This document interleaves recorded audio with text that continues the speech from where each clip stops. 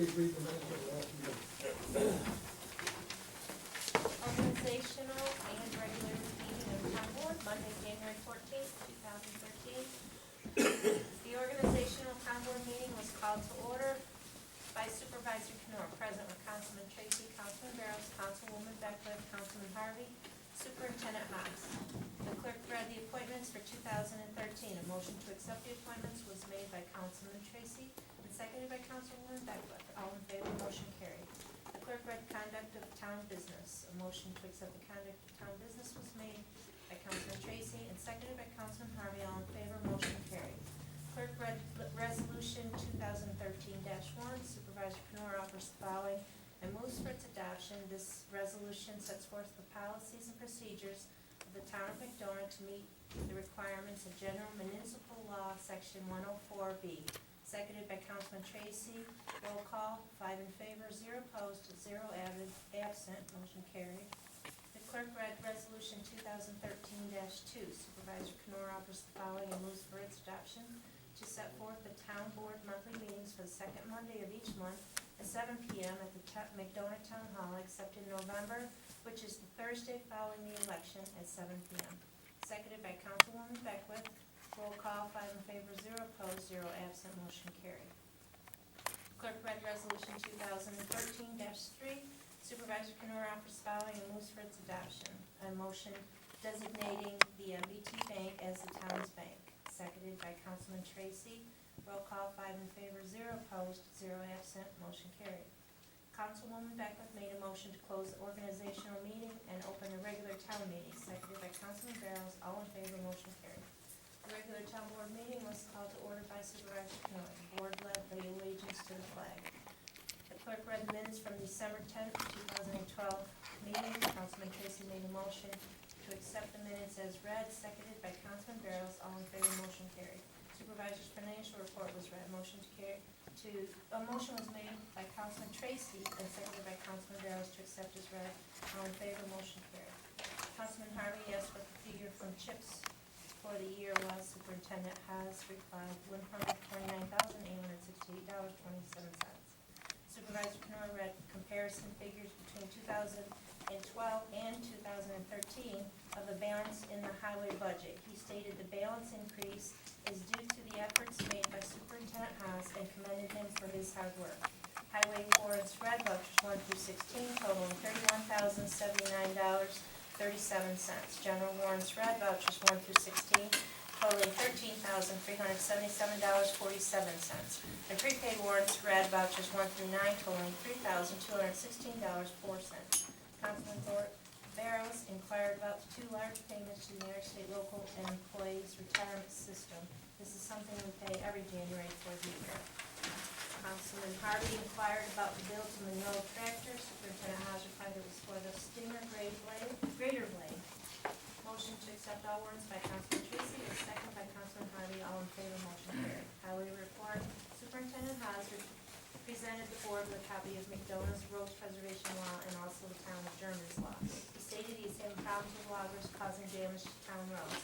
He spoke with the loggers and asked them to stop operation. They finished up and got out and stated they would repair the road, however didn't. Superintendent Haas would like to revise our road preservation law requiring a bond before the work begins. Once the state releases their bond to the logger and upon inspection and approval by our superintendent, we would also release their bond. He also has worked with the DEC to change the wording in their future contracts to require contacting the highway superintendent prior to working in the area. The board agreed to January 28th at 7 p.m. at the town hall for a highway committee meeting.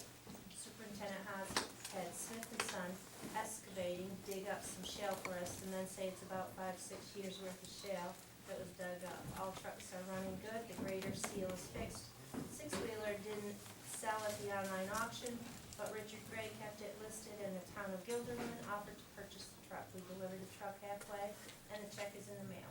Superintendent Haas stated he's looking at some equipment that we will need. We will have to come up with a solution to the sand storage. The drainage from the town barn and snow falling from the roof has caused a significant amount of water around the sand area and is causing problems. Old business, the lawyer is working on paperwork for the bus garage transfer. The 6-town meeting discussed in previous meetings has been canceled. New business, Councilman Tracey made a motion to advertise posting of weight limits on the roads, seconded by Councilman Harvey. All in favor, motion carried. Supervisor Canor passed the town bookkeeper's book to the board members for their audit and signatures.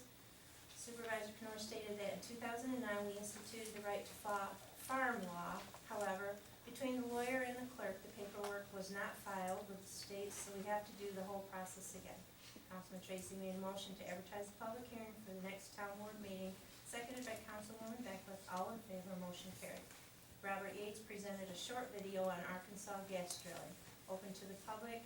Councilman Barrows made a motion to receive and file petition on gas drilling, seconded by Councilman Tracey. All in favor, motion carried. Motion to adjourn by Councilman Tracey, seconded by Councilman Barrows. All in favor, motion carried. Respectfully submitted, Donna Preston, Town Clerk. Is there any additions or corrections to the minutes? Make a motion to accept the minutes as read. I'll second. All in favor? Aye. Thank you.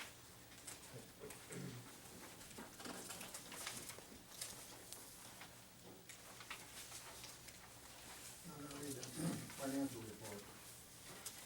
Beginning balance in general is $126,402.05. Total revenue is $374.68.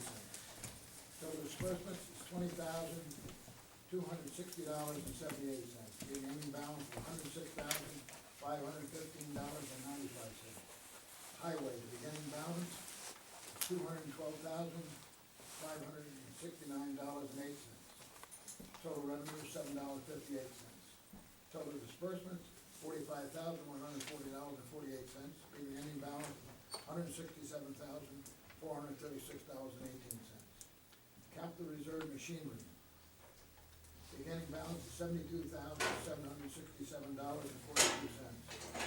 Total revenue, $127,503.57. Total disbursements is zero, leaving ending balance of $200,270.99. Capital reserve unemployed. The beginning balance is $14,912.59. Total revenue is $38. Leaving ending balance of $14,912.97. Highway building maintenance. Beginning balance $19,746.66. Total revenue $50. Zero disbursements. Leaving ending balance of $19,747.16. Capital reserve Emory Herald. Beginning balance $8,936.50. Total revenue $0.78. Total disbursements $900. Leaving ending balance of $8,039.28. That's based on $100,000 CD. Okay. Capital reserve Town Hall. Beginning balance $12,551.27. Total revenue $32. Zero disbursements, leaving ending balance of $12,551.59. Any questions? I would just like to make a comment so the public's aware. The capital reserve machinery, where we're showing the, excuse me, the revenue of $503. That reflects the payment we received for the truck that was sold to Gilbert.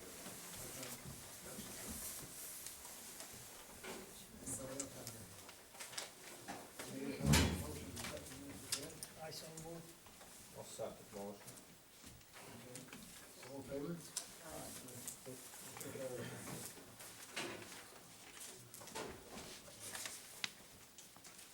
Okay, now would the clerk please read the bills and warrants? Highway warrant for February 11th, 2013, heating claim number 17. Canal Street Hardware, $79.49. Chemung Supply, $398.66. David Barrows, $44. Fuller Sand and Gravel, $1,650. McKee Equipment, $238.29. Reese Marshall, $4,361.05. Roy Peatsworth, $1,890. Tri-County Communications, $199.50. Tyner Ridge Garage, $67.50. Unadilla Volt, $84.82. Yakima Great Offort, $93.22. Total highway warrant, $9,506.53. General warrant, beginning claim number 17, Amber Emerson Testing, $85, Art Canor, $64.75, Canal Street Hardware, $33.98, Shenango County Magistrates, $20, Shenango County SPCA, $140, Donna Preston, $296.71, Evening Sun, $8.10. Hayes Office Products, $65.82. McDonough Improvement Committee, $1,450. New York State Magistrates Association, $65. Reese Marshall, $1,950.65, and $736.69, and $745.61. Roxana Harvey, $341.95, $49.49, and $69.98. Silan Tech, $1,080.90. Town Haas, $63.82. Total general warrant, $8,268.45. Prepaid warrants, beginning claim number 10, Frontier, $48.01, $120.81, and $64.09. New York State Teamsters Council, $194.22, and $2,054.98. NICEAG, $18.33, $177.03, $62.52, and $387.73. Zurich American Insurance, $65.28, and $39.84. Total prepaid warrant, $3,232.84. Any questions on the warrant for visitors? No questions? No? Okay, need a motion to pay the bills then. I'll make a motion to pay those. I'll second it. All in favor? Aye. Aye. Thank you. Motion carries. Okay, Don, the highway report. All right, well, there's not a whole lot to report. The equipment's running good. We've got a little bit of work to do on one of the trucks, but nothing major. I've got it figured out pretty close to what it costs us to maintain a mile of road every snowstorm, and it comes out between $18 and $20 a mile. That includes salary, sand, truck use, chains, everything. So with that, we have roughly 90 miles of road, so every snowstorm that we go out and take care of the roads is roughly $2,000. And as you can see by the Reese Marshall bill, number 22, just for the month of January, it was $4,361 in fuel, which is, when you start figuring out, it's quite a... That 90 miles, that's lane miles, that's. That's lane miles, right, that's, because you gotta go both ways. And along with that, I've been working on this highway law, and not too much of a surprise to me. I went down to the Sheriff's Department last week on Tuesday, met with Sergeant Wheatley, talked with Sergeant Wheatley, who was on the road, sergeant for the road patrol. Gave him our highway law, he reviewed it, he sat down and met with the lieutenant. The lieutenant met with the sheriff. They had called the county district attorney's office, and they will not enforce our road use law. They said it's not part, they didn't want to come right out and say it's not part of their job, but if they start enforcing all town laws in all the towns, the sheriff's department's going to have nothing to do but town law. They don't have the capabilities of doing that. The district attorney isn't equipped to start going after all of that with the laws. However, they said what they would do is it would refer over, which when I spoke to Roger Monaco last time, it would refer over to the town attorney, fighting them civilly to get your money recouped. But if they refuse to sign the worksheet, there's nothing where the sheriff's department can go say, all right, Tom, you're not signing that, you're logging, we're gonna arrest you. They won't arrest the money. Right, there's It's a civil nothing, matter, not a criminal. right, there's nothing they can do, with that. I told them, I said, well, it's gonna be a sticky wicket, because, I mean, you guys are get paid to enforce the laws of the county and so on and so forth. And, they said, well, that's our position right now. We don't have the manpower to do that at this time. And that would be the same scenario for the troopers too.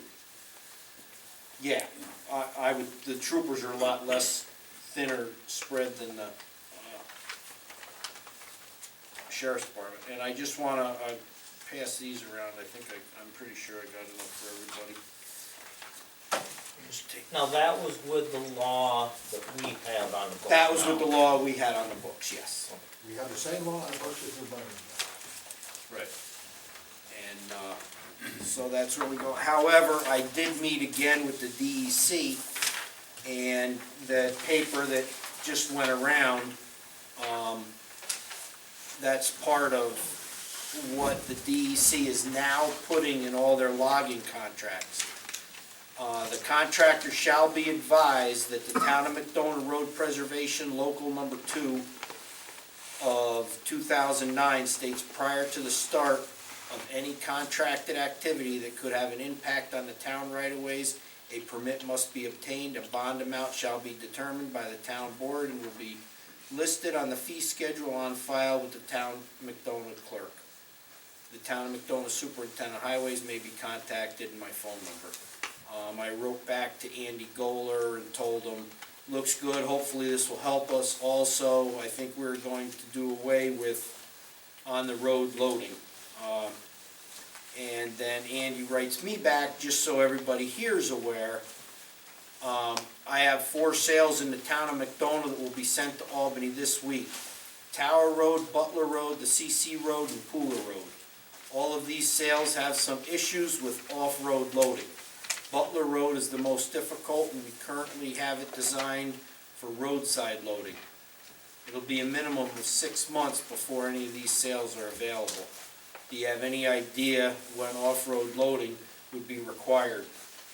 And I haven't gotten a response back, but I responded back to him that we're not gonna be doing any on-the-road loading, at this time. So, and I haven't gotten a response back from him. Now, the other areas that he stated with Pooler and stuff, they can mark more trees so the trucks can get off the road and they can load off the road. Butler, he didn't wanna mark any more trees, he wanted to use the old land that they used several years ago, which last year cost the town roughly $2,500 in material to fix the mess that the logger made. And it's gonna be in the same spot, but just across the road from it, so. So you're gonna put in $2,500. So, go ahead. I have a question, because what you're talking about here, this is all kind of centered on state land contracts. Yes. Now, is all of this, excuse me, is all of this gonna apply to the private landowners within the town too? Yes, yeah. Whether they do the work themselves or they hire or contract with A logger, contractor? correct, because it's the road preservation law, which, that's what all this is the road preservation law. All this wording came right out of the road preservation law. So that's what is gonna be enforced by myself at this time, to get the loggers to coincide with it. Now, when you sent out the form the last time, nobody signed it and sent it back, correct? Nope, So they kinda earned it. gave them forms, hand-delivered them, the law and the form, and haven't gotten any of them back. And I am a guilty party to that. I did not give you mine, I took your words literally, that I wasn't a problem. You're not, I guess because I- you do off-road That- off-road loading, but So, you I still should gotta have use the put- roads, so. I'll have to get on that right away, Mr. Haas. So, what should we do with these that aren't? Should we get a hold of Roger and go after them, or? Well, right now, the ones that didn't sign it that we're doing on the state land, their answer to me, which they were correct, they weren't aware of the road use law. The state wasn't aware of the road use law. So now with that wording going in these contracts, So after this, after this. And, okay, Andy Goler, the forester, said there's not a lot I can do to enforce the loggers to fill that out. But once it's in the contract, the way that's written is they have to fill that out.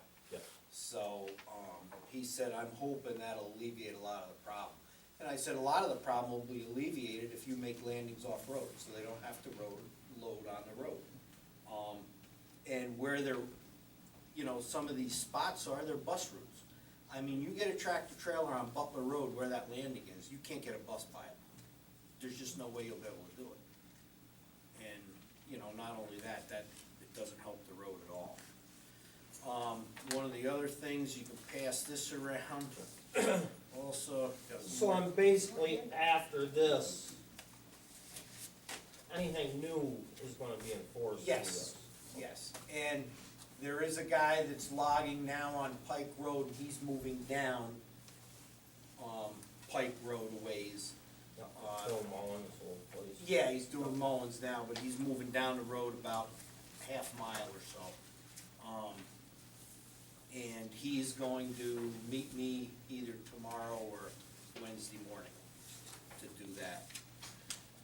What I just passed out is, I spoke to you guys, the board last time, about obtaining some equipment. We definitely need to get a roller. I've looked quite a few places, we've looked at quite a few rollers, ran quite a few rollers. This roller, and what I can do with this, the asking price is $63,000, as you see for this roller. That's the asking price. I'm gonna offer them quite a bit less than that for the roller. But what I can do is 3 months of the roller, I can rent it, from the equipment company, and that goes on chips, which will knock the price down by roughly $10,000, $11,000. What's it, about $3,000 a month to rent? $3,300 a month. $3,300 a month, to rent this particular roller. What year is it? It's a 2001. 2001, it's got 3,300 hours on it. How big is it across the ground, did you say? 84, it's an 84-inch vibratory drum roller. Everything's been gone through, like I said, we've gone to several places looking. I've got a stack of different rollers we looked at. This one is very easy to service, where some of the other ones you had to take literally pieces off the machine to service it. You know, so this is something that's, we need a roller. I mean, we've got several pipes we've gotta put in this year, a couple big pipes that we have to put in this year, and to try to rent a roller for a week, when we're doing it is crazy, because there's none available. I mean, we wind up renting not a very good roller for what we need. The other thing is I went through a bunch of different paperwork, and it would not benefit us to buy a sweeper. I've got a company that we can rent a sweeper from, and I met with Timmy Teff, and Timmy said we can use his sweeper again also, so. But for a week, we can rent a sweeper and do all our oil and stone roads, so we can keep them clean. But the roller is something we. So you're gonna negotiate with them and get back to us next month? Absolutely, and the thing is, it's gotta go out for bid, I understand that. But if I'm renting it for 3 months, that gives us time to go through the bid process and, so on and so forth. And one of the things I did find is calling a couple of the companies and going to look at these rollers. This one is taken off the rental and put up for sale, but there's very few of them that have rollers for rent and sweepers for rent. They're already taken. They're already spoken for rentals already, so. Did you get into what kind of warranty would come with this? 5 miles, 5 seconds? No. Well, if you rent it and there's a problem, you just give a Correct. call, right? Right, if we rent it and there's a problem, and that's one of the things is, you know, they don't wanna lose the rental, because there's nothing tying us to buying it if we're gonna lease it for 3 months or rent it for 3 months. So what you're saying, $3,300 a month, it's $10,000 a year if you rented it for 3 months, Right, well, yeah, so. but the thing is, you know, we wanna start in April, we've got the pipe to replace on Strong Road, we wanna start that in April. And we're gonna, you know, more or less be grading roads all the way into July, so you're talking 3 or 4 or 5 months. Last year, we used the roller about 5 months. So you're talking, if you're renting it, you're talking $17,000 roughly, right? About $17,000, which if you're doing that every year, you can buy one and it'd be paid for. What percent of the rental will they take off? 100. They will do 100? They didn't want to, but I know a lot of them do like 80. 80, they were 80, but I told them 80% we're not gonna deal with it, so they talked it over.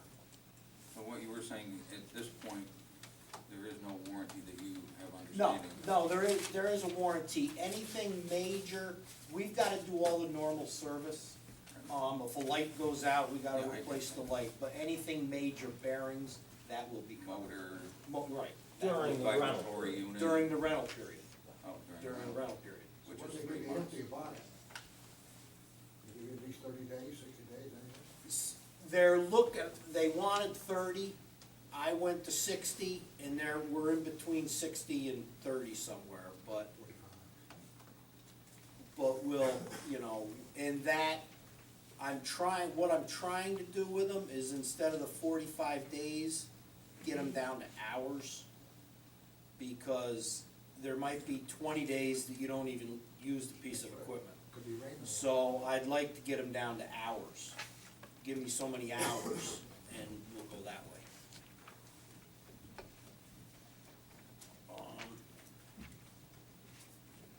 And tomorrow night, is the Delta Road Program is gonna be here to give the board, their little skit, I guess, on their road, how they do. 6:30. Right, at 6:30, how they do their road program, so you'll be able to hear all that, see what you think. That's it. I have a question, comment. Yep. The highway law that we're talking about, the highway preservation law, I understand right now your problem is with, you know, logging per se.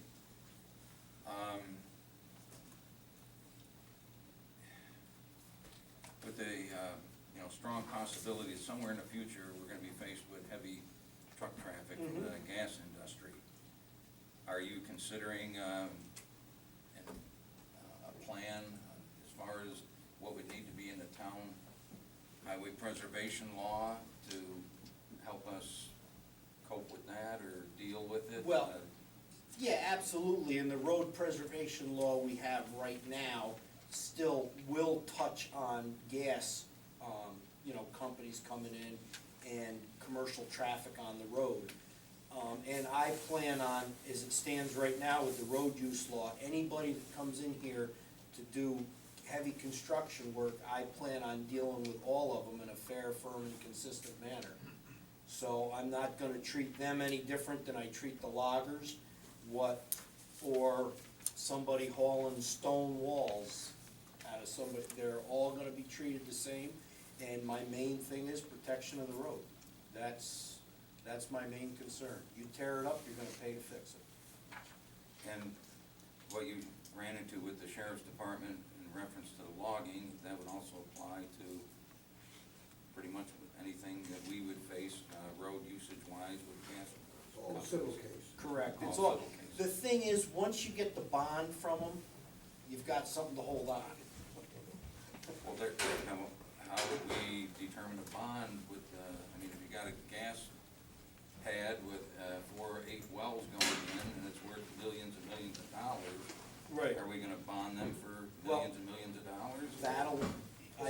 why we had them guys coming That- all late. that's what I was gonna Then become responsible for that Superfund cleanup.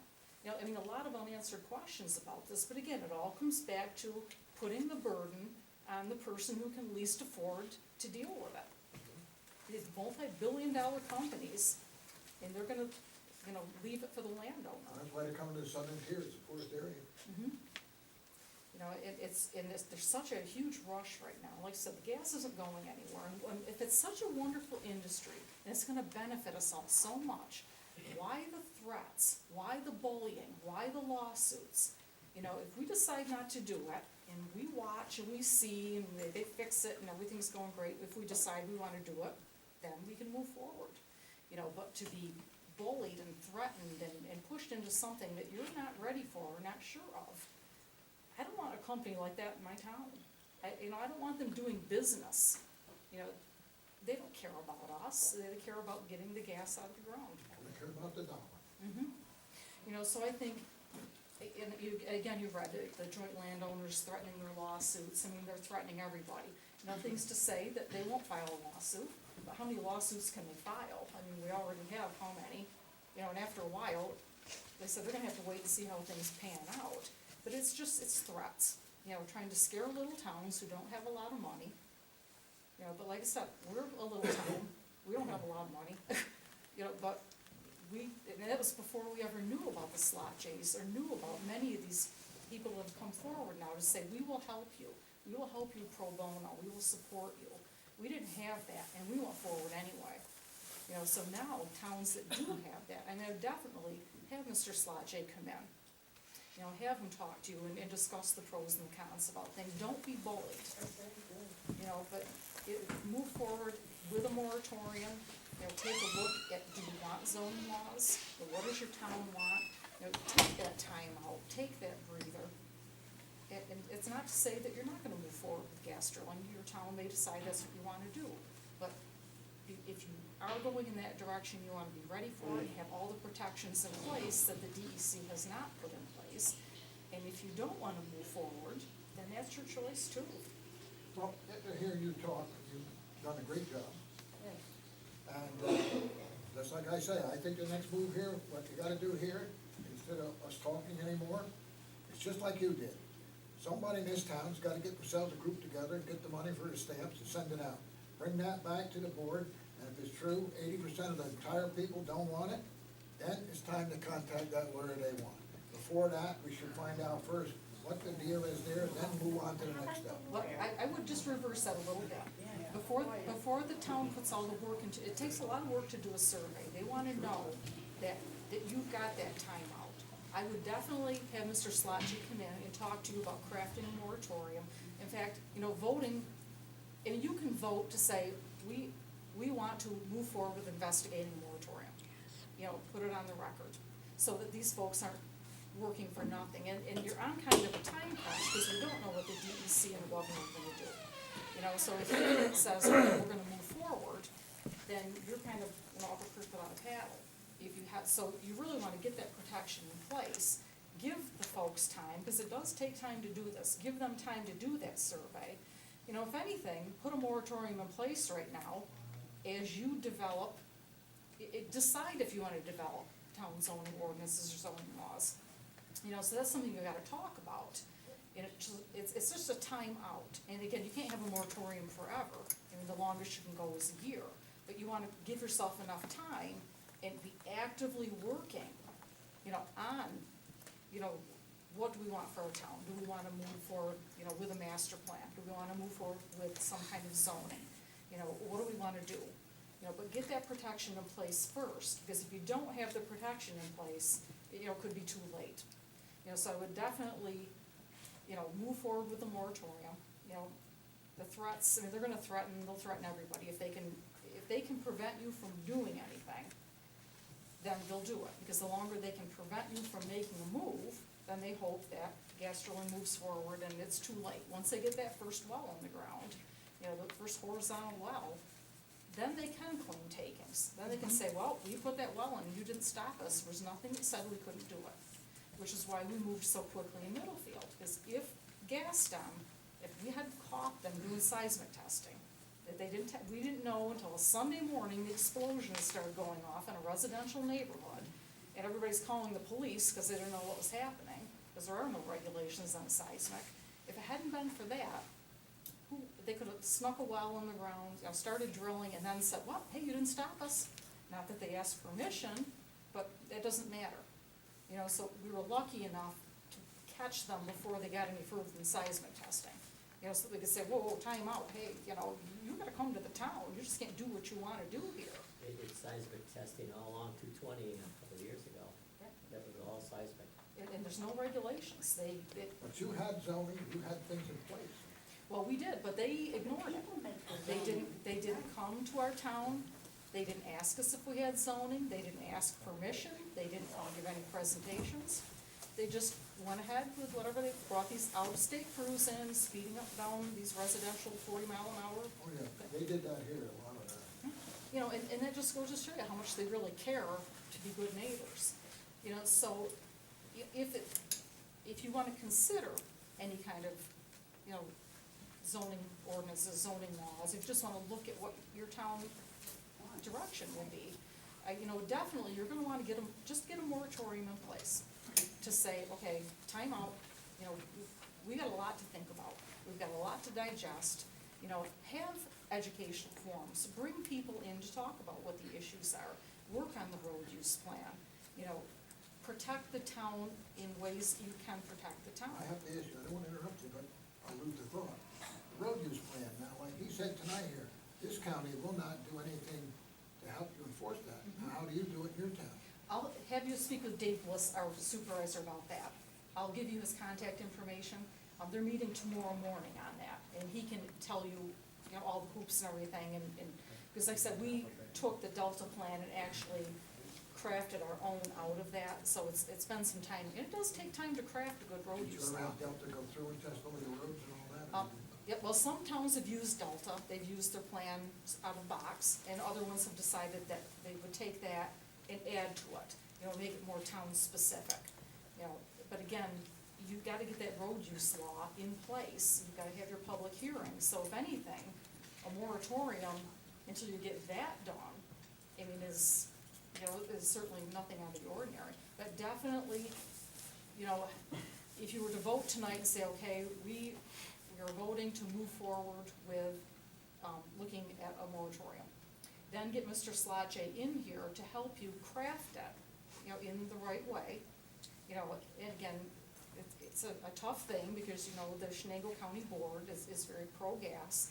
I understand where they're coming from, but, All your politicians are. I mean, for them to step in and interfere with the town's wishes isn't right. And there's nothing wrong with a town saying, we want a little breather here, we want a timeout, and we need to know what direction we wanna go. And you may decide that you want gas drilling, and that's up to your town. But at least you've got time with a moratorium to get the road use into place, to find out what else you need to do. Are you going to move forward with some kind, and your zoning can be as restrictive or least restrictive as you want it to be. Some places have very strict zoning, everything from, if you can put a, clothesline out in your yard. We're not like that in rural areas, we just wanna, look at what we have, protect what we have, and be reasonable about things. So I think a very good thing to do would be to move forward. It's the cautious thing to do. And it's a shame that, people are threatening lawsuits, but like I said, we knew we were gonna get sued and we did it anyway, because it's our town, it's not theirs. Who are they to come in and tell us what we can and can't do in our town? And we're certainly not bankrupt, my taxes didn't go up. Just curious, did you have committee members that actually went down into Pennsylvania to talk to some of the towns? Yes, and to see actually, what their experience was with the roads? my husband, he did a locums job in Pennsylvania, and it happened to be in Towanda.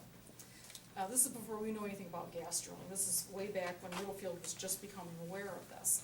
So he worked in the hospital in Towanda and experienced what it's like to live with gas drilling firsthand for about 2 years, until he couldn't stand it anymore and said, okay, I'm gonna come back to New York. And he went there because they offered him good money to go. And it needed people, a lot of people didn't wanna be there. But he lived with it, he'd come home on the weekends, but he lived with it every single day, he lived with the truck traffic, he lived with the out-of-state workers. You know, a lot of the things that were coming into the hospital that they weren't tracking, a lot of problems with labor and delivery, things you normally wouldn't see, they were seeing a lot of. Was it due to drilling? Nobody knows, because nobody's keeping track.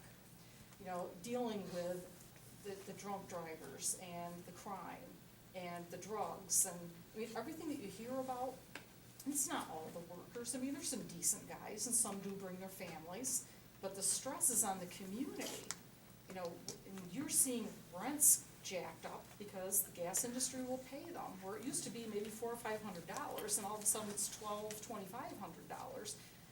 That affects your single parents, your elderly, people that can't afford that. That really wasn't my question. I wondered if you had committee members that went into Pennsylvania to speak to town supervisors to get their experience with Yes. how well the gas companies did at repairing roads Well, and, when they got done. well, all said and again, that, when you look at the roads down there, you know, it depends on, you can take the gas industry tour, and actually, we had a group of us go down with our county advisory gas committee, you know, go down to Pennsylvania on kind of the tour to see what they, you know, to see the roads, talk to the Bradford County Commissioners, get their take on it. There's a difference between a tour, people that are promoting gas. You also have to have a tour of the people that are affected by this. Now, you will see a lot of the roads that are great, they are built up. The concern a lot of the towns have, when you have these built-up roads and the gas company leaves, then they then become responsible for maintaining them. Or normally, you know, we don't have roads that are built for heavy industry. You know, we take care of our roads for, you know, maybe tourism or like car traffic, or, you know, let's say your logging trucks, and you see what they do. So, you've really gotta look at both sides of it. You know, it's good to get the industry perspective on it, you know, and see what they have to say, but know that that's the industry perspective. And look at the other side, drive the back roads down there, you know, see the potholes, the constant construction. Some of the companies aren't as responsive as other ones. There are some that will ignore towns and won't fix the roads. There was one town down there where the supervisor actually had to drop a couple of trees across the road to stop the industry from using it because they wouldn't fix it. And that was the only way he could keep them off the road. And he said, you know, you said you would fix this, and, you know, you need to do that. You know, and so they complained, but they finally responded and fixed the road. So there are good companies and there are not so good companies. Yeah. You know, and I'm not gonna say that, you know, all workers are bad or all things are bad. There are some people that are making a lot of money off this. But there are a lot of people that are suffering from it. I mean, you've got a lot of cases of water contamination on there. You know, you've got people with water buffaloes, methane stacks. What does that do to your property values? You know, and the one thing that nobody is looking at protecting are the people that are affected. You know, they wanna, you know, push them under the rug, talk about them, they're only anecdotes, well, we deny that we did anything. Oh, it must have been pre-existing. Well, when you're seeing 3, 4, 5, 800 people with water buffaloes, you know, Pennsylvania, it's horrible what they're doing to the folks down there. When you've got to buy bottled water, you know, when you're getting, you know, health effects, and nobody's studying them. You know, so what's causing them, we don't know until we look at it. You know, so there are a lot of unknowns about the industry. You know, and I'm not gonna say maybe someday they can't fix it and make it right, but they've gotta stop denying that there are problems. You know, I'm tired of this, you know, accusing the victims and, you know, these people that are suffering, and the industry isn't saying, okay, you know what, we're gonna take responsibility, and we wanna fix the problem, and we wanna help you, and we wanna be good neighbors. You know, they aren't doing that. You know, they're crucifying Non-disclosure these people. agreements. You know, so then we're stuck. If we're one of those people that has, that our water becomes contaminated, who do we go to for help? You know, what happens to my property values that I put blood, sweat, and tears into, you know, to make a home, you know, raise my kids, you know, have something for the future? If my property values are gone, if I have no water, you know, if there is a spill and my property gets contaminated, what do? You know, there's nothing in the state law to help me. There's nobody to, you know, say, okay, you know what, we're gonna buy your property from you. You know, we're gonna reimburse you, this wasn't your fault. You know, we're just collateral damage, and that's wrong. And that's, you know, probably one of the things that galls me the most. You know, they're having towns and townspeople fight against each other. You know, the people that have leased versus the people that don't wanna lease, and compulsory integration. You know, and we shouldn't be fighting against each other. You know, and it's horrible what they're doing to towns, and they're doing it on purpose, and they're using people. You know, we all have to look out for each other. You know, and I can't blame somebody when somebody comes and they offer them a lot of money and they're struggling. You know, you look at that money and that can make a difference. It'd be one thing if you knew that the company offering that money was really gonna be upstanding and was looking out for everybody and not just looking to get the gas and go. And, you know, and everybody else is just a sacrifice, you know, and, you know, we're gonna lease this guy and the rest of you are gonna suck in whether you want it or not. And just the way this whole thing has been done nationwide, you know, I'm so sick of their denials, and every bit of science that comes out, they talk about looking at the science. Every bit of science has come out saying, all right, we've got a problem with air emissions. You know, we're seeing VOCs, we're seeing benzene, we're seeing ozone, we're seeing it affect crops. You know, we're seeing those mysterious health ailments that we don't know what's causing them. We're seeing water contamination. Does the industry stand up and say, you know what, we're gonna stop flaring? All the gas out west, if they're just flaring, they wanna come and drill here, and they're burning and letting go, you know, millions of cubic feet of gas out there because they want the oil, they don't want the gas.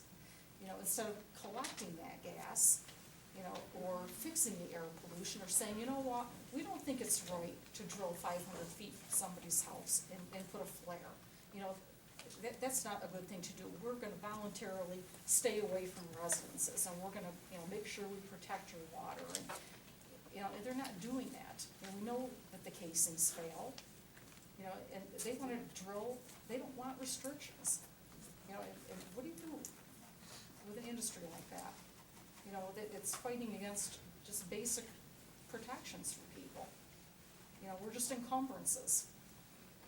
You know, I don't wanna be an encumbrance. What I seen on the computer there was your town here, and I think it was $73,000 that was moved there, and you people got together and put up over 50,000 of it. We have raised every penny for our defense. Our town has not funded a penny of it. We actually are in the black right now.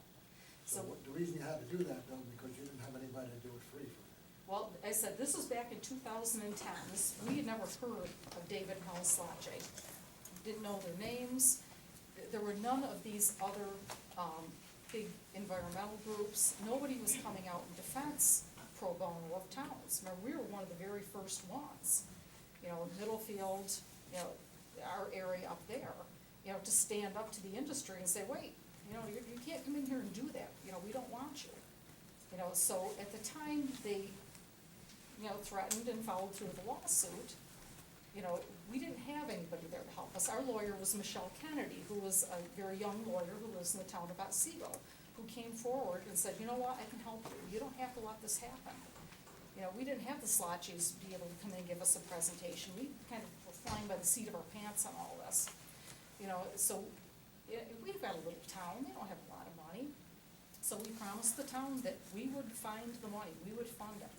You know, so our town has not had to pay one penny for this lawsuit.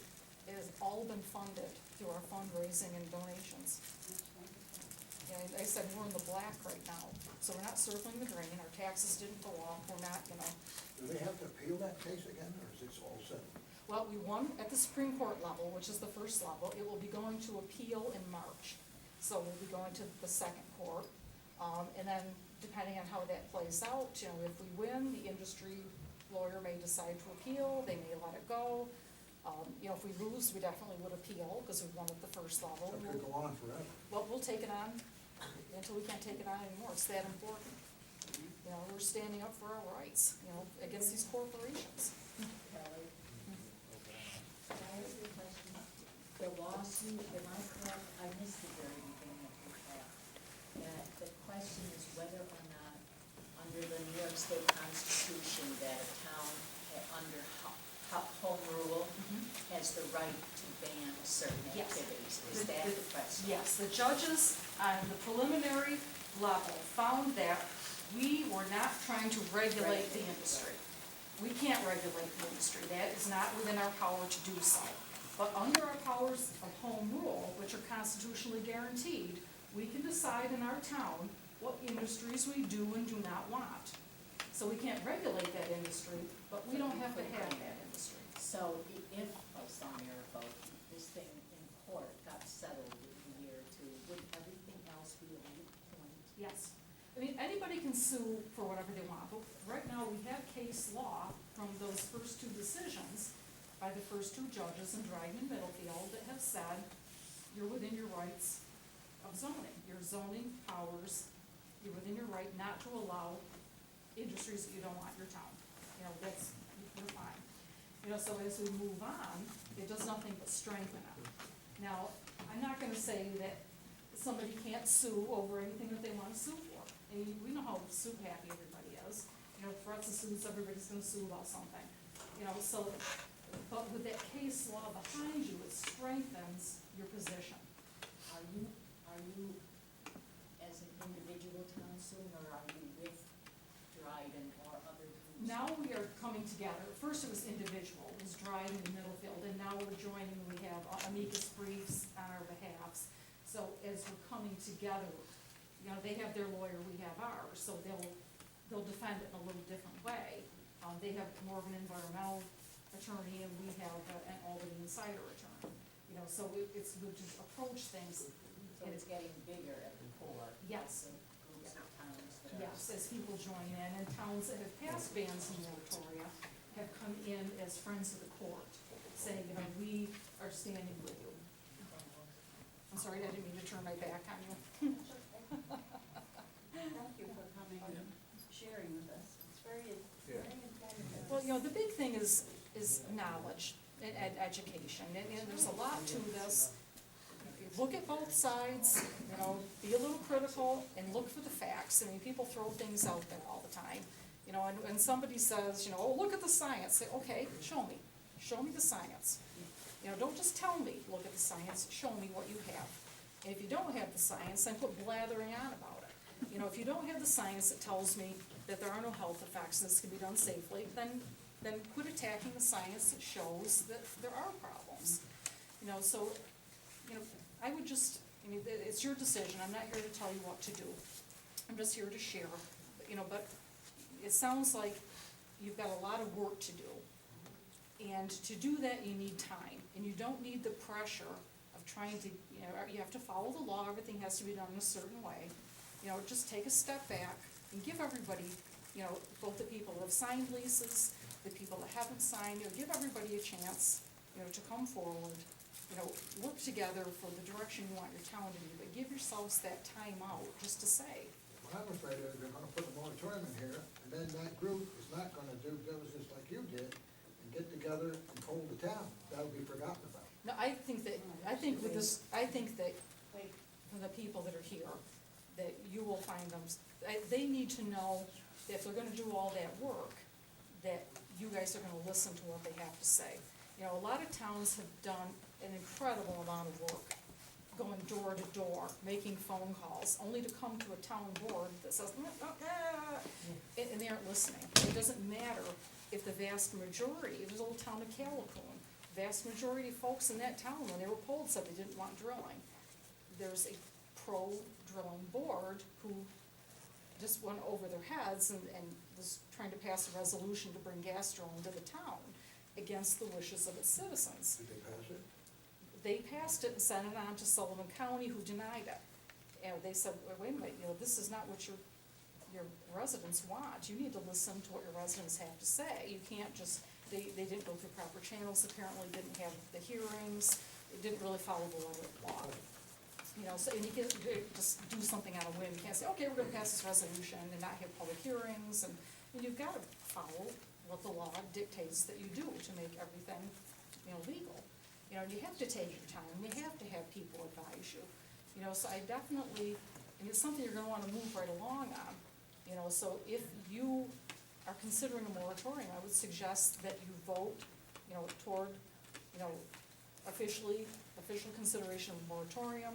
Get Mr. Slotchy in here to help you craft that, so that it is crafted well, so somebody can't throw it out in a technicality. And then move forward and decide what you wanna do. You had a question. No, I wanna speak to you about that and the petition thing.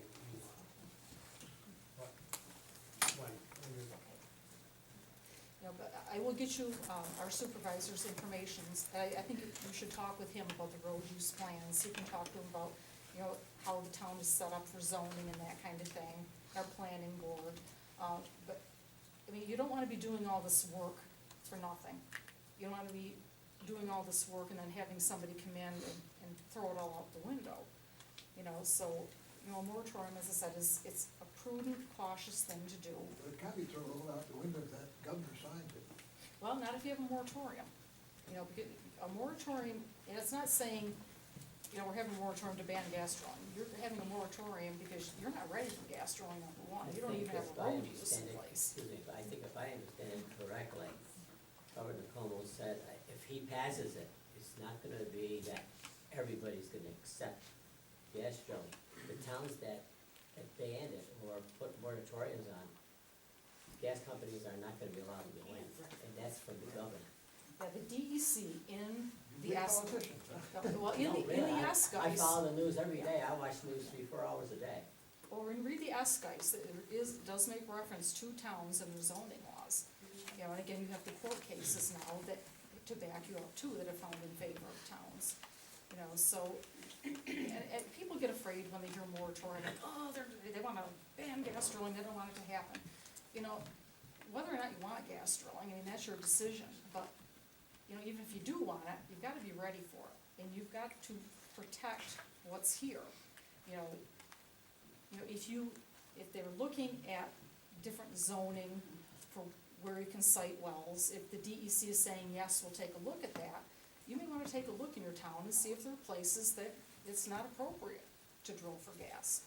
You may decide it's not the time to move forward. That's a decision that your town has to make, nobody can make that for you.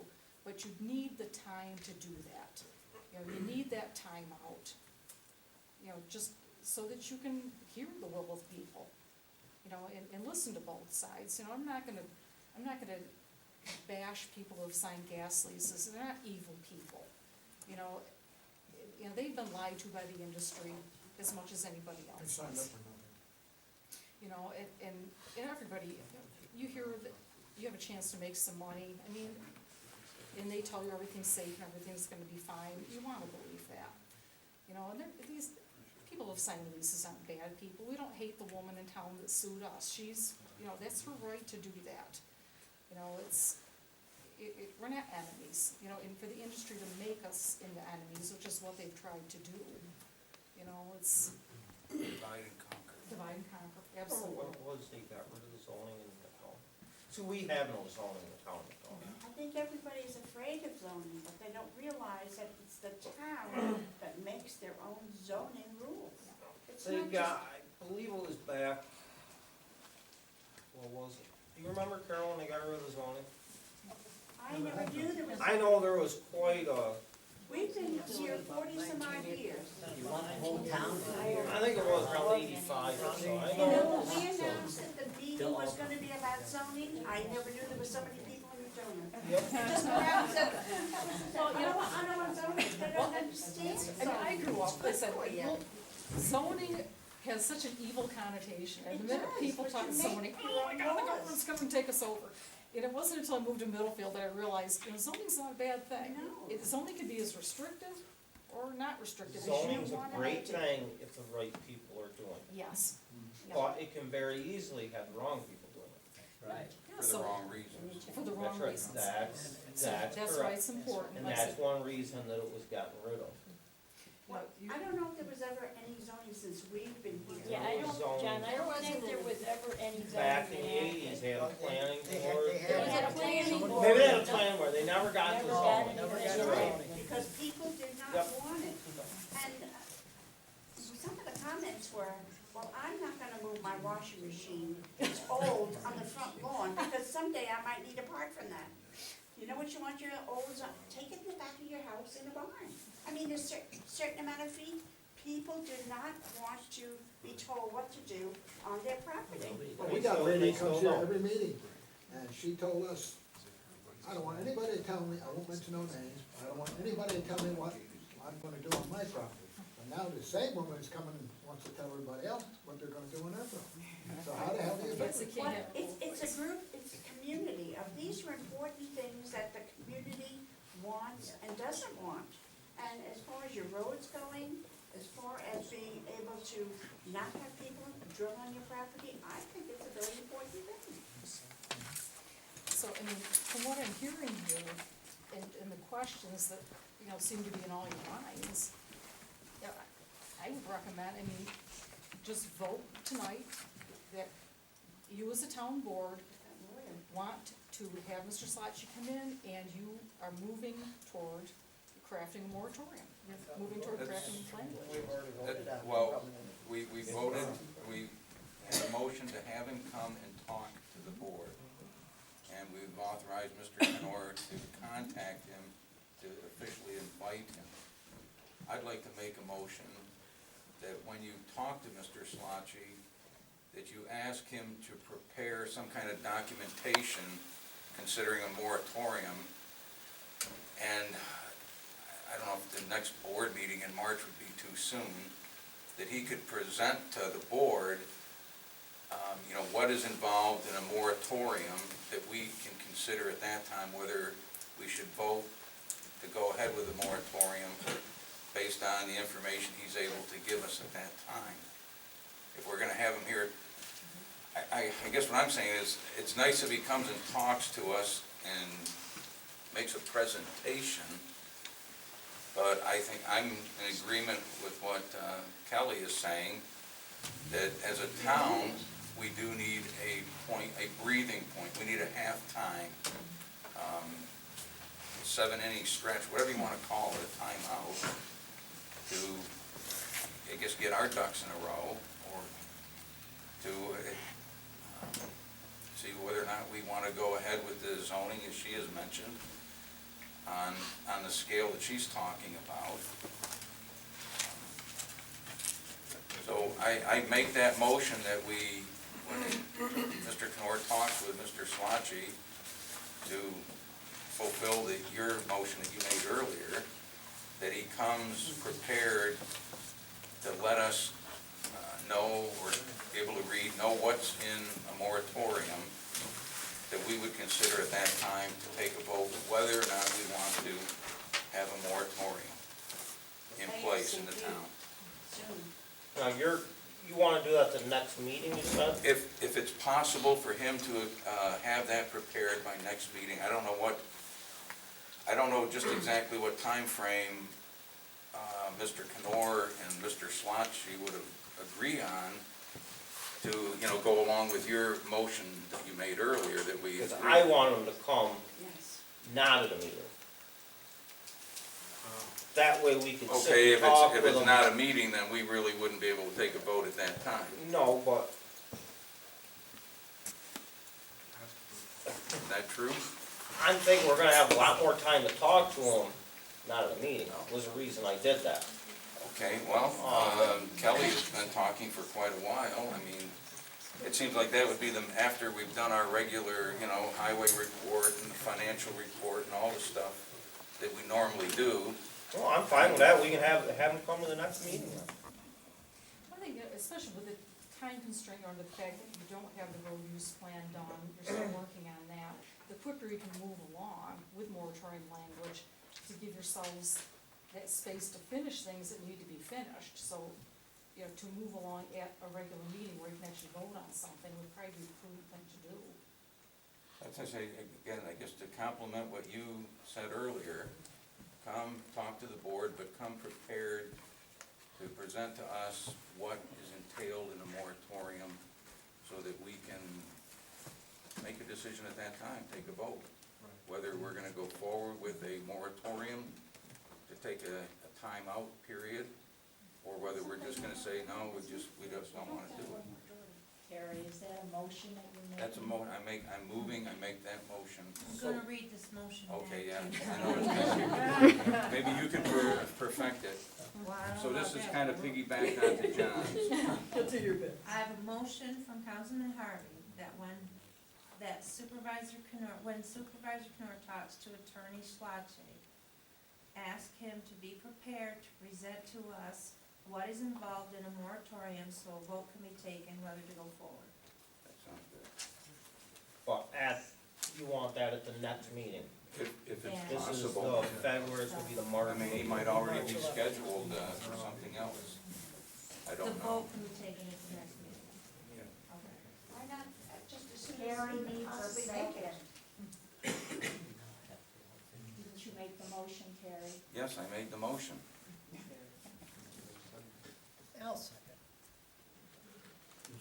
I'll second it as, that when he comes next time, he has someone to do what it is. Because there's definitely, we definitely need some breathing room here.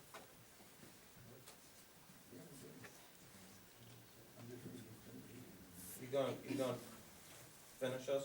You're gonna have a roll call on it, Okay. huh? He made that. he Yeah, made that'd be good, a roll second. call would be good. You want a roll call? Yeah, you're gonna have to. Councilman Tracey? Yep. Councilman Barrows? Yes? Councilwoman Beckwith? Yes. Councilman Harvey? Yes. Supervisor Canor? Yep. 5 in favor, 0 opposed, and 0 absent. Motion carried. I just want to say to all of you, I commend you for your hard work. I was on our school board for 12 years.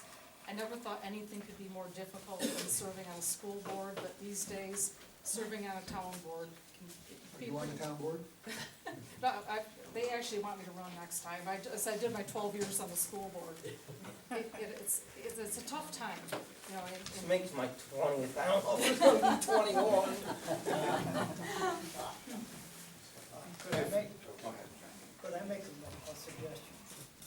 We go ahead with this, that whomever in the town that wants to get the committee together, so we have a full, not a partial, we have names that we've had, we have, those that are against, but we have a full. Somebody take responsibility for getting us a full representation of the town. That's right. Otherwise, we won't. Oh, you mean when you vote on it? Do the best you can by next week, or Right, by yeah. next month. Get a mailing out to the absentee landowners with a little card that they Don't can send know, in. Whether you can get it that fast, but at Yeah, I was least, gonna say, at I'll least make a partial, at least, so we have a well, representation. have you guys gotten a little committee together, don't you? Well, Some of you? No, let me just, there's a Friends of McDonough that have been going around getting petitions for people wanting to know whether you want the ban or not, and, you know, and so that would be the group that would probably do it. Steve, do you want to report on the numbers so far? I think there's about I can tell you that, we're now at about 250 signatures on the petition asking you all to please protect us. And there's an additional approximately 50 people that were asked and said they wouldn't sign. And in that group of 50, there are people that we didn't even ask yet, but included them as automatic. We know they're definitely pro-drilling based on conversations we may have had with them or something. And the remainder of the time, and this has been a lot of hours, it takes a long time to get in and out of your car 100 times. So 300 people have been asked, it is over 75% of them are against drilling happening here in McDonough. The other small 25 or less percent is for drilling coming to McDonough. Knowing how long it took us in Middlefield, you know, to do everything, I don't think a month is enough time Okay, for the town. But within a reasonable length of time. Yeah, so what I would do is, you know, first, if you decide to move forward with a moratorium, then that buys you the time. Then these folks, you can decide, do you wanna use your registered voters, do you want property owners, how do you wanna do it? And give them time, because just getting the responses back, can take some time too. I mean, it was, we did it over a matter of months, first for the phone calls, and then just getting the mailings together and mailing things out, and giving people time to return those mailings.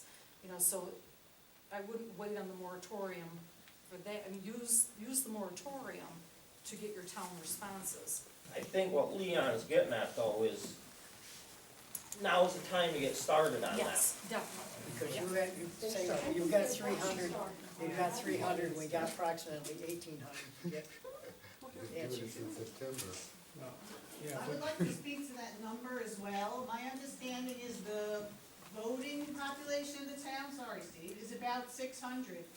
The census population is roughly 900, and of course that includes children, and I don't think you wanted them on the petition, so. But there's also another probably 900 absentee owners.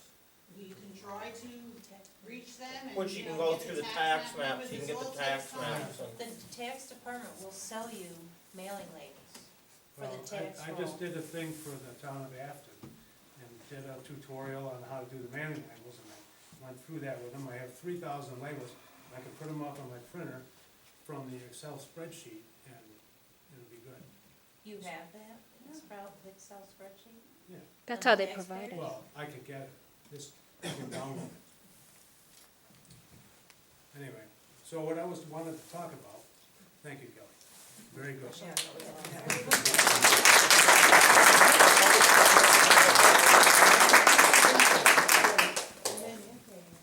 Last month I brought some considerations to the town, and one was about the, Oh, wait a minute, let's get to this public comment time here. You don't have no more, right? I'm all set. She You was guys have on any the questions? agenda, so Thank we weren't thank you. out of Oh, the okay. meeting. Thank you all for letting me speak guess and I giving jumped me in. time, I appreciate it very much. Well, you're the best one we've had here yet. thank you. So that's at the end of the agenda, so we'll go to public comment time. Go ahead now. Oh, okay, We got some formal slot. formal slot. So last month I brought to the town board considerations of putting in a ban for spraying of road brine, or of brine on the roads, and to put in the moratorium, which I'm glad you came and talked about that a little more, and I think we need that, because the other one was to put in the road preservation law, which we need a lot of time for. And another concern that the town had was in putting in a moratorium or even a ban was that a lot of the towns had zoning and we couldn't do it. Well, I went through and I found out in New York State, there's a list of, there's 43 towns that have bans and there's 110 towns that have moratoriums. And of that, 22 towns have either bans or moratoriums that don't have any zoning. Well, I'm glad you got them here, because I'll contact them. Okay, because that's what you wanted. And then, only 6 of those are a model like McDonough, where they don't have a comprehensive plan, they don't have zoning, they don't have subdivision, they don't have a site plan, and they don't have a planning board. Do you have the 6 of those marked out? Well, you could, I checked them off while I was sitting here, you could probably do that. You just have, there's columns for each one of those, you could just, if it says no all the way across, it's just like McDonough. No, you're missing one. There should be art on that too. Right. Anyway, so after looking at all these things, there's a lot of towns out there in state. And most towns, they have a comprehensive plan, and McDonough doesn't have any comprehensive plan, direction, or anything. So I think that the town of McDonough would benefit in the long run having a comprehensive plan. So I'd like to ask the town board to endorse the discussion for implementing the comprehensive plan, so that we could have some direction. You know, and there was a lot of energy here last month, and talk about what we could do to improve the town. And if we could continue that, maybe we could bring in some, employee-owned businesses, or talk about that, and people getting together, because there's a lot of people out of work. You know, I mean, that and CSAs and organic farms, and a lot of things we could do here to make more money. Because, you know, there's a lot of farms hurting, and that's why they want the gas. Well, we don't have too many farms left, and we got one, I guess. One. One more dairy farm. Yeah. So, That's what I have to say. And as for the mailing thing, we'll work on getting the petitions to get, you know, the survey together. I see a question here. Yeah, would you like to see the Like this way questionnaire talking about first? here.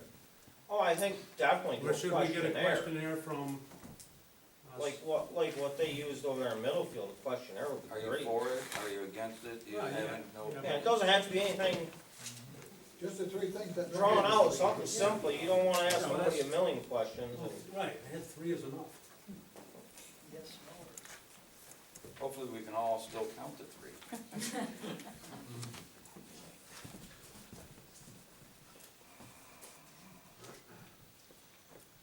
Somebody else? Anybody else wanna talk here while we're here? I got something to say. When I did talk to the lawyer, he mentioned that they're very busy right now. There's a lot of towns that want to place a moratorium to give their boards chance to deal with this problem. What he said was, in order for him to dedicate his time to McDonough, which he's already given us some, he needs more than just you asking for him to come. He needs he needs at least 2 board members and a neutral party to justify him giving us time. He's a moratorium lawyer, he's not an informationalist. He wants to come here and help us put a moratorium in place, but if you're not receptive to that, then he doesn't have time for that. I thought that's just what we cleared up, or we asking him to come. The Kinda, moratorium stuff prepared, so he can show us what it's about, so we can look it over and take a vote that day, whether or not we want to proceed with what he just presented to us. Art wasn't able to get a hold of him before, I'm not sure how he's going to. Well, Do it then, again. there's a number of We people in can this try- audience seem to have a way to Last contact him. time I talked to him, I asked So, him to come, based on what contact you him. guys did last time. Contact him and give him Art's number so he can contact Art. Is that okay with you, Mr. Canor?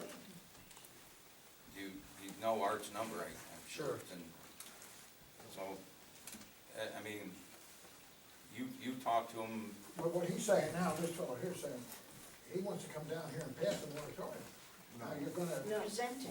well, you're we gonna don't, go ahead now, you're gonna bypass your survey, you're just being. No, we need the moratorium That's what I'm to just have trying to time for the clarify. survey. we have authorized him to come, and then the second motion was, come to the board meeting with a moratorium prepared, whatever documentation is involved, that he can present to us, and that night, we as a board can vote on whether or not we want to proceed with what he just prepared for us.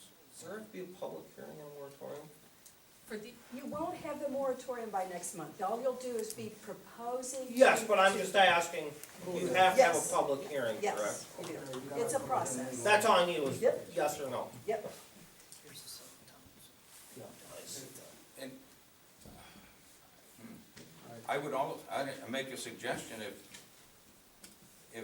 when he contacts you or you contact him, if he is busy, can his wife come, or is there another qualified pro bono attorney that he would recommend who would be able to come and do the same thing that we're asking him to do?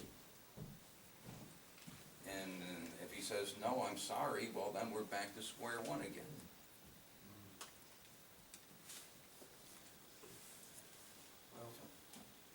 I just had a comment.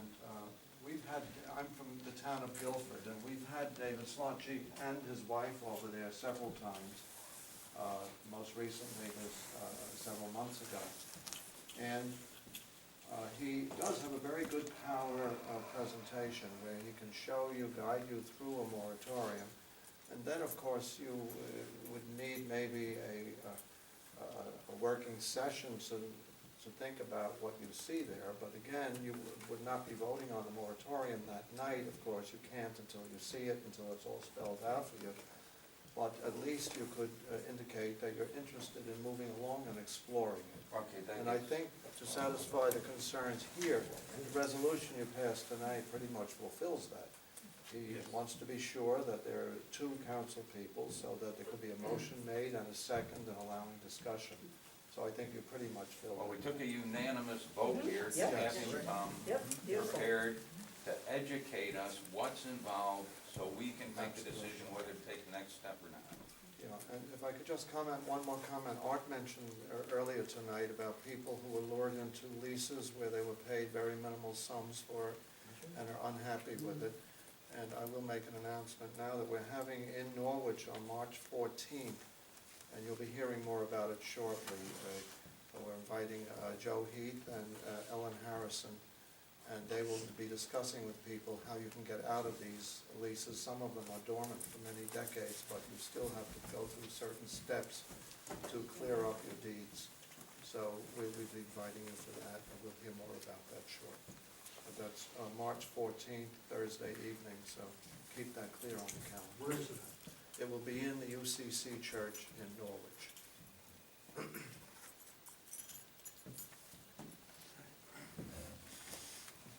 Does anybody else have anything to say?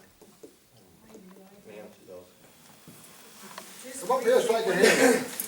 One of you asked me, I can't remember who, last month, and I said I would get in touch with Susquehanna County, Pennsylvania Tax Assessor's Office. I asked you, Nancy. Okay, I'm sorry, I couldn't remember who asked me.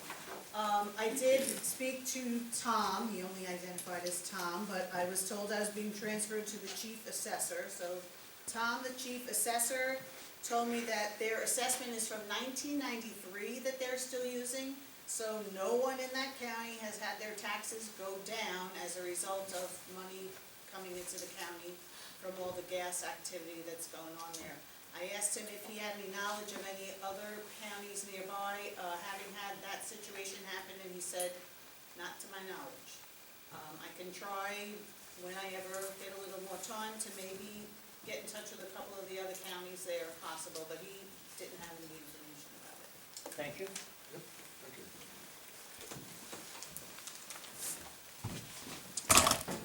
Anybody else got anything you want to say?